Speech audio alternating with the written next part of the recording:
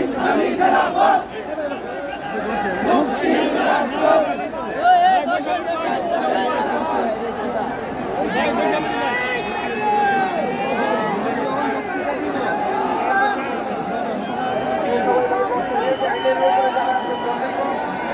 এই আইনের উপর থেকে নামেন, এখানে বসেন, আপনাদের বলেন, এ ভাই আইল্যান্ড থেকে নামেন। হ্যালো।